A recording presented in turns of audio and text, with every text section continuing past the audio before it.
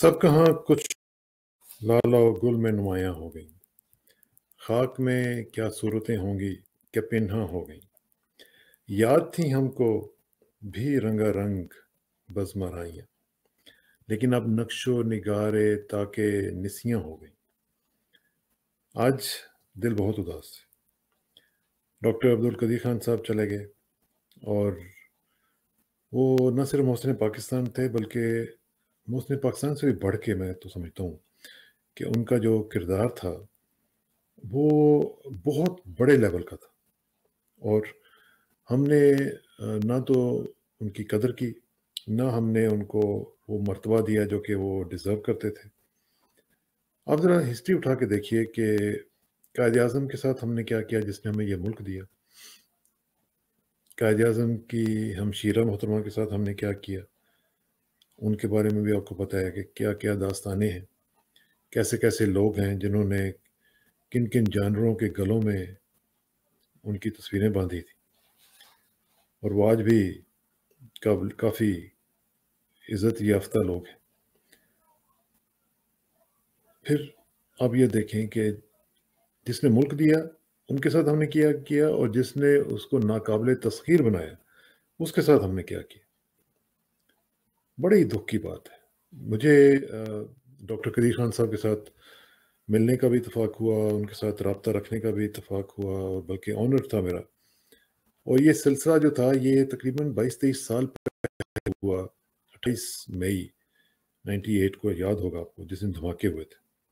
میں اس کی آپ کو تفصیل بتاتا ہوں کہ وہ کیسے ہوا۔ میں اس وقت نیو یارک میں تھا، اور نیو یارک میں ایک مقامی اخبار کے جو ایڈیٹر تھے انہوں نے مجھے کہا کہ ہماری آپ مدد کریں، کیونکہ آج بہت بڑا دن ہے، اور پاکستان کے حوالے سے ہمیں پاکستان کے اس بہت بڑی جو ڈیولپمنٹ ہوئی ہے اس کے بارے میں آج کچھ تھوڑی سی ہمیں ہیلپ آؤٹ کر دیں۔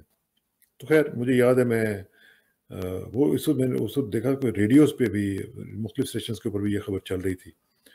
تو جو لوگ نیو یارک کو جانتے ہیں، میں اسٹیٹن آئلینڈ سے نکلا اور میں نے کوئنز جانا تھا، اور جو راستے میں بیلٹ پارک وے آتی ہے اس پہ میں جا رہا تھا، اور مجھے آج تک یاد ہے کہ جب میرے پاس سے کچھ لوگ گزرتے تھے، وہ ظاہر ہے ایک دوسرے کو دیکھ لیتے ہیں دوسری لین میں سے گزرتے ہوئے کہ کوئی دیسی ہے یا پاکستانی ہے، تو وہ مجھے جاتے جاتے بھی ایسے ایسے وکٹری کے نشانز بنا کے جو تھے وہ جا رہے تھے، وہ نشان بناتے تھے اور مجھے ایسے جیسے انکریج کر رہے ہوں کہ ویل ڈن، آپ نے بہت زبردست کام کیا۔ تو میں حیران ہو رہا تھا کہ یار ان کو کیا ہے، یہ کیا ہو گیا۔ تو پھر مجھے اندازہ ہوا جب میں بھی ساتھ، پھر میں نے جب ریڈیو لگایا تو میں نے دیکھا کہ بہت ساری وہاں پہ ڈسکشنز ہو رہی ہیں، اور جو مین سٹیشنز ہیں وہاں پہ وہ بات چیت چل رہی ہے، اور حالانکہ پاکستان کا وہاں پہ کوئی اتنا زیادہ کبھی بھی امیج اچھا نہیں رہا، لیکن عوام جو تھی وہ اس کو بڑا اچھا سمجھ رہی تھی اور اس کو لائک کر رہی تھی، اور وہاں سے اینی میں گیا وہاں پہ جا کے بہت محنت کی اور بڑی لوگ بات چیت کی۔ میری کوشش یہ تھی کہ ہم ڈاکٹر قدیر خان صاحب کے ساتھ بات چیت کسی نہ کسی طریقے سے کریں، لیکن اس دن 28 مئی کا دن، اور آپ کو پتہ ہے کہ کیا حالت ہوگی اس وقت، اور پھر خاص طور پہ ڈاکٹر عبدالقدیر خان صاحب کو ان کو پکڑنا یا ان سے بات چیت کرنا تو آلموسٹ امپاسبل تھا۔ لیکن میں لگا رہا، مختلف لوگوں سے باتیں کی، مختلف لوگوں سے ساری وہ انفارمیشن لیتے فائنلی میری بات جو تھی وہ ڈاکٹر قدیر خان صاحب کے ساتھ ہو گئی، اور میں نے ان کا انٹرویو شروع کیا۔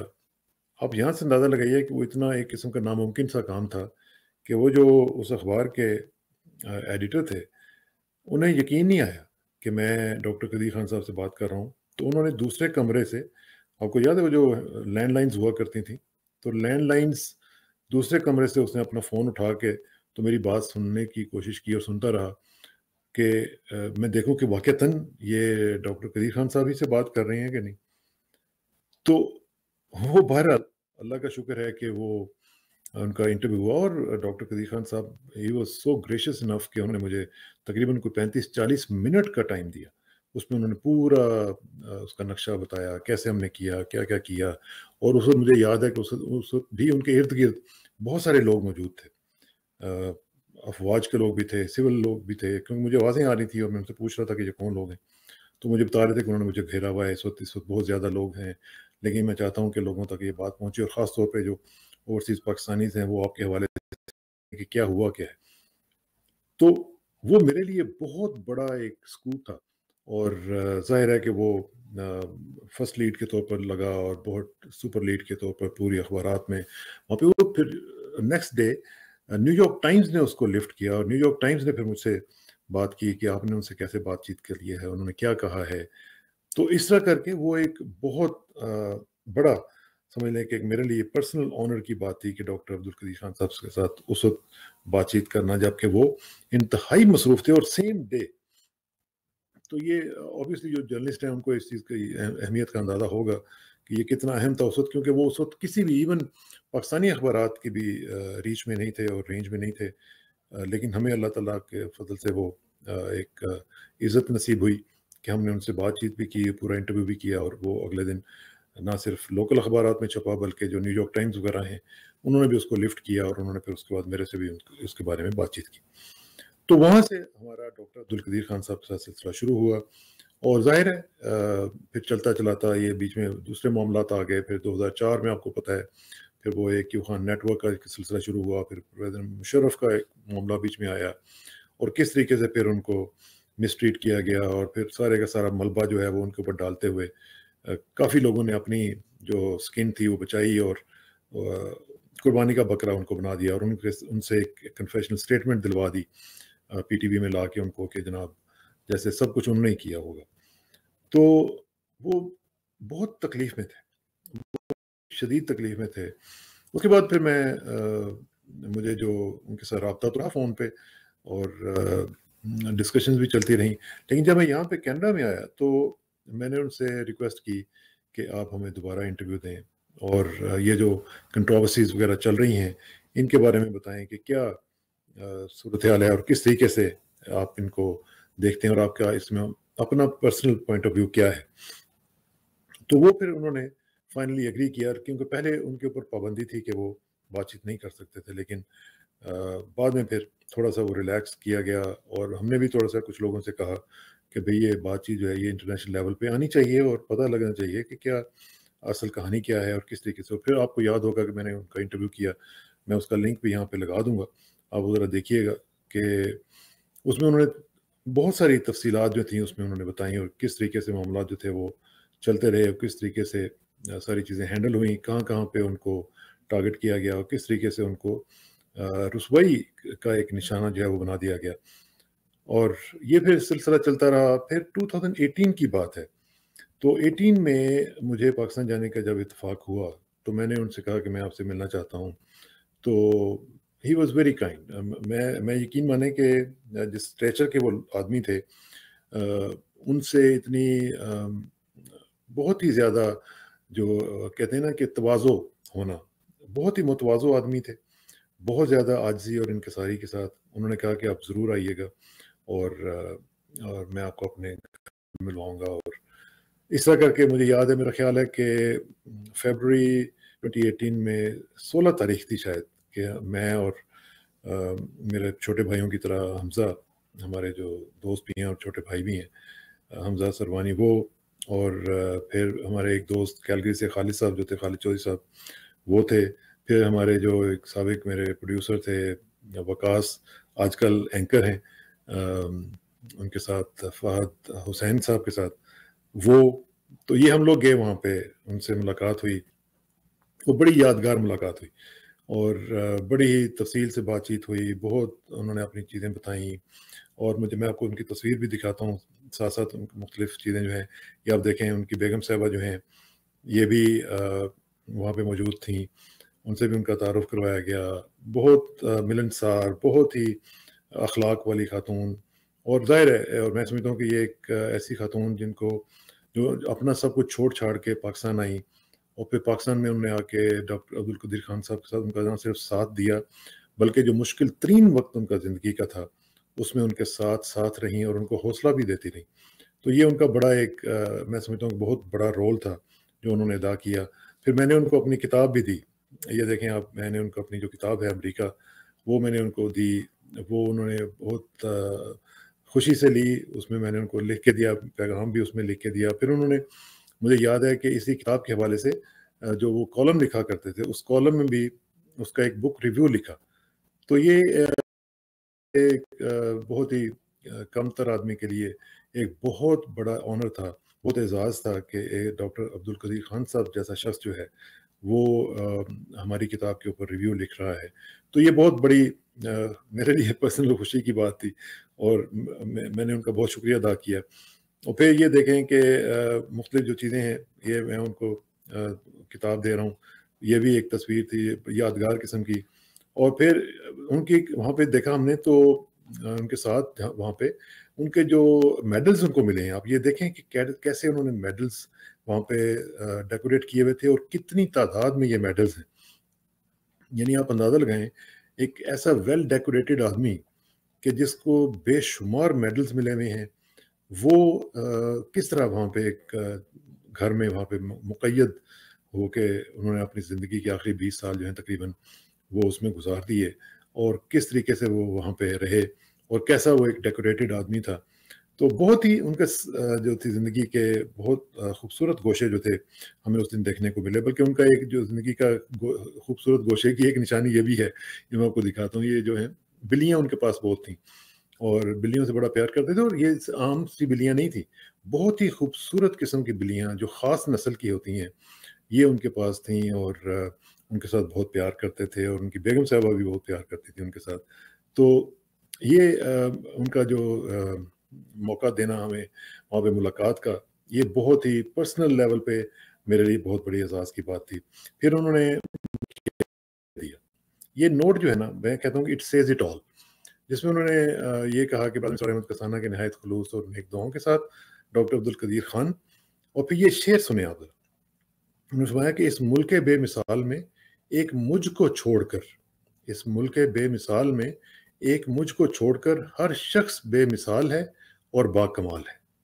आप अंदाज़ा लगाएं कि ये जो शेर है, ये सब कुछ बता रहा है कि उनको सब ने टारगेट किया, एक बंदे को पकड़ के सारा कुछ उसके ऊपर डाल दिया, और बाकी सारे जो हैं वो बेमिसाल भी बन गए और बाकमाल भी बन गए। तो ये जो शेर था, उन्होंने मुझे ऐसे नहीं लिख के दिया था। ये उन्होंने जब लिखा, तो ज़ाहिर है कि वो एक मैसेज देना चाह रहे थे कि क्या सूरत-ए-हाल है, किस तरीके से तमाम मामलात जो है हैंडल किए जा रहे हैं। तो ये जो मुलाकात थी, मैं समझता हूँ कि ये इसने मुझे पर्सनली भी, और जो हमारे साथ दोस्त दोस्त वगैरह गए हुए थे, उनको भी बहुत ज़्यादा टच किया। और मुझे बड़ा दुःख हुआ कि उन्होंने बताया कि उनकी बेटियाँ जो हैं, उनको भी पूरी तरह आज़ादी नहीं है उनके साथ मिलने की।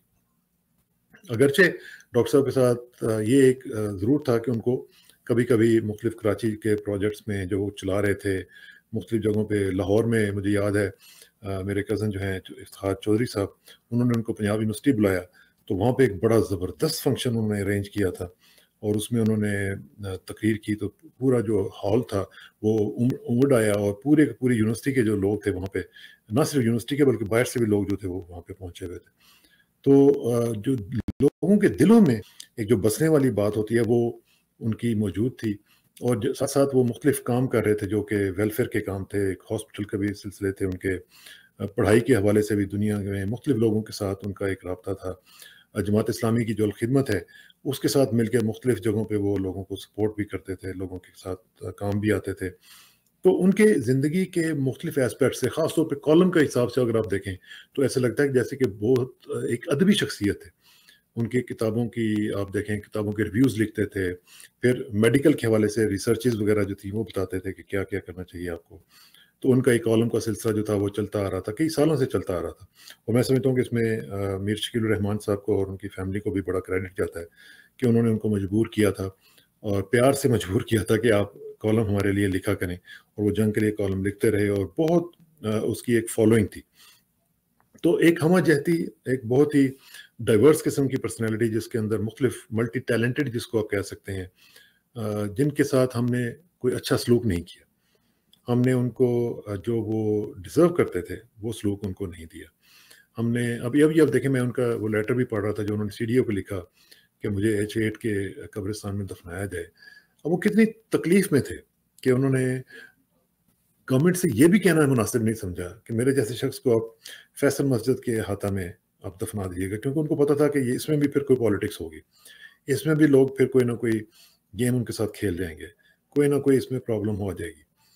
तो उन्होंने फिर आखिरकार वो जो KRL का जो उन्होंने एक छोटा सा एक वो शीट्स वगैरह वहाँ पे लगाई हुई है H8 के कब्रिस्तान में, तो वो उसमें उन्होंने दफन होना मुनासिब समझा कि कम से कम मेरी जो मौत है वो भी कहीं कंट्रोवर्शियल ना हो जाए, और ये ना हो कि मुझे मरने के बाद भी लोग जो हैं वो इस मोहब्बत का सो कॉल्ड मोहब्बत का निशाना बनाना शुरू कर दें कि जो उन्होंने पहले दी थी। तो मैं समझता हूँ कि ये एक बहुत ही नाइंसाफ़ी की एक दास्तान है, जिसमें हमें शर्मिंदा होना चाहिए। एक तरफ हम देखते हैं कि जो हमारे नौसरबाज़ हैं, जो फ्रॉडिये हैं, जिन्होंने अरबों डॉलर्स पाकिस्तान के लूटे हुए हैं, वो तो इस मुल्क में इज़्ज़त पाते हैं। वो लूट-लुटा के चले जाते हैं, सज़ाएँ भुगतते हैं और फिर बेगैरतों की तरह वापस आ जाते हैं, और फिर हम उनको वोट देते हैं, और फिर हम उनके लिए अपने जो नज़राने देने के लिए तैयार हो जाते हैं। हम उनके लिए अपनी ज़िंदगियाँ देने के लिए, निछावर करने के लिए तैयार हो जाते हैं। लेकिन एक तरफ ऐसे लोग हैं जो पाकिस्तान को एक नाकाबिले तस्ख़ीर तशख़्ख़ुस में ढालने की कोशिश करते हैं, और आज आप देख लें कि पाकिस्तान की जो भी वैल्यू है, पाकिस्तान की जो इंटरनेशनल लेवल पे जो एक स्टैंडिंग है, उसमें सबसे बड़ा जो एक मकाम है, वो हमारी न्यूक्लियर डिटरेंस का है। क्योंकि जब भी कोई बात पाकिस्तान के बारे में आप सोचता है, और अब आप देख लें कि जब से पाकिस्तान ने न्यूक्लियर डिटरेंस शो की है, उसके बाद हमारी कोई बड़ी इस तरह की कोई जंग नहीं हुई, क्योंकि ये एक वेपन ऑफ पीस है। और यही वजह थी कि डॉक्टर अब्दुल कदीर खान साहब ने ये सोचा था कि ये चीज़ जो है ये हमारे पास होनी चाहिए। ये डिटर करेगी हमारे सामने सामने जो खड़े हुए दुश्मन हैं, उनको, कि वो पाकिस्तान को तरन वाला समझते हुए, जो पहले 71 में उन्होंने किया था, तो उससे पाकिस्तान का दिफा हो सकेगा। तो ऐसे लोगों के साथ हमने क्या किया है, और किस तरीके से आज भी मैं देख रहा था कि पाकिस्तान के जो लोग हैं, ख़ास तौर पे हुकूमती शख्सियात जो हैं, उनकी वो गर्मजोशी नहीं थी। अगरचे कहा गया कि ये स्टेट फ्यूनरल है, लेकिन वो स्टेट फ्यूनरल वाली बात उसमें सच नहीं थी। लेकिन ज़ाहिर है अल्लाह ताला का तो एक सिलसिला है, अब्र रहमत भी बरस रहा था, और वहाँ पे अल्लाह ताला ने अपना तो उनको इस्तकबाली जो अब्र रहमत के ज़रिए एक जेस्चर था, वो उन्होंने दे दिया, और अल्लाह ताला करे कि आइंदा भी उनके जो मराहिल हैं, वो इसी तरह पूरे हों। लेकिन हमने क्या किया? हमने अपना किरदार अदा नहीं किया। हम बाकायदा तौर पर बार-बार एक चीज़ जो है वो साबित करते हैं कि हम एक मुर्दा परस्त कौम हैं। हमारे जो भोंपू हैं, हमारे ये जो मिनिस्टर्स हैं, ये देखते रहते हैं, ये जैसे सूरजमुखी का फूल होता है ना, कि वो सूरज को देख के अपने रंग बदलता है, अपनी डायरेक्शन बदलता है। ये भी देखते हैं कि ऊपर वाला क्या कहेगा हमें, कब कहेगा कि अब आप ये स्टेट फ्यूनरल कर दें, अब आप उनकी तारीफ़ कर दें। लेकिन जब वो बीमार थे, इनमें से किसी को कोई तौफ़ीक नहीं हुई कि वो जाए और उनका हाल ही पूछ ले। मोहसिन पाकिस्तान है, आपकी इज़्ज़त उनकी वजह से थी। आपको वहाँ पे जाना चाहिए था, आपको उनसे पूछना चाहिए था, आपका क्या हाल है? कम से कम आखिर में आप उनको कोई थोड़ा-सा सोलेस दे देते, कोई आप रिलीफ़ दे देते, कोई उनको तसल्ली हो जाती कि ठीक है, कुछ ना कुछ तो इन्होंने मेरे जाने तक कुछ ना कुछ मेरा हिसाब रखा, मेरा ख़्याल रखा। लेकिन हमारी एक अजीब हालत है। मुझे आज वो शेर याद आ रहा है कि उम्र भर संग ज़नी करते रहे अहले वतन, ये अलग बात के दफ़नाएँगे एज़ाज़ के साथ। कि हम दफ़नाते बहुत एज़ाज़ के साथ हैं, लेकिन ज़िंदगी में जब कोई होता है, जब उसकी ज़िंदगी चल रही होती है, तो उस वक़्त हम बिल्कुल नहीं उसको पूछते। और यही हमारा किरदार बन चुका हुआ है कि, और यही वजह है कि हम इस वक़्त पूरी कम्युनिटी ऑफ नेशंस में रांदा दरगाह हैं। कोई हमसे बात नहीं करता, कोई पूछता नहीं है, इसलिए कि हम अपने मोहसिनों की कदर नहीं करते हैं। हम सिर्फ़ कदर उनकी करते हैं जो जो नौसरबाज़ हैं, जो फ्रॉडिये हैं, जो हमें लूटते हैं, जो जो चोर हैं, जो डाकू हैं, उनको तो हम बहुत इज़्ज़त देते हैं। लेकिन जो असल में काम करने वाले लोग हैं, उनकी ना हम इज़्ज़त करते हैं, ना हम उनको अपने दिलों में जगह देते हैं। और यही वजह है कि ये हम अपना नुकसान इस तरह कर रहे हैं कि ये जब लोग आते हैं, तो फिर ना हमारी इज़्ज़त रहती है, ना इस्मत रहती है, ना इफ़्फ़त रहती है, ना आफ़ियत रहती है। और हम इसी तरह ज़लील और रुस्वा जो है वो होते रहते हैं। ये हमारा अपना किया धरा है, और ये तब तक चलता रहेगा जब तक इस तरह हम अपनी कौम को फ़रोख्त करते रहेंगे। कौमें फ़रोख्तंदा चे अर्ज़ां फ़रोख्तंद, क्योंकि हम जब तक अपने आप को हम इज़ाला नहीं करेंगे, अपनी ध्रुवबीनी के अमल से नहीं गुजरेंगे, उस वक़्त तक इस तरह के जो इब्नुल वक़्त हैं, वो आते रहेंगे और डॉक्टर कदीर साहब जैसे जो अबुल वक़्त हैं, वो इसी तरह रुसवा होते रहेंगे। लेकिन ये होगा नहीं अच्छा, ये हमारे मुल्क के लिए अच्छा नहीं होगा, ये मुल्क इसलिए बना नहीं था। कायदे-आज़म ने इसलिए ये मुल्क नहीं लिया था कि यहाँ पे नौसरबाज़ जो हैं और फ्रॉडिये जो हैं वो रूल करें और इस तरह के जो मोहसिन पाकिस्तान जैसे लोग हैं, वो इस तरह रुसवा होते रहें। अल्लाह ताला करे कि हमें तौफ़ीक दे कि हम अपनी ज़ुनून-बीनी के अमल से गुज़र सकें और अपना क़िबला व काबा जो है वो उसको दुरुस्त कर सकें। बहुत शुक्रिया।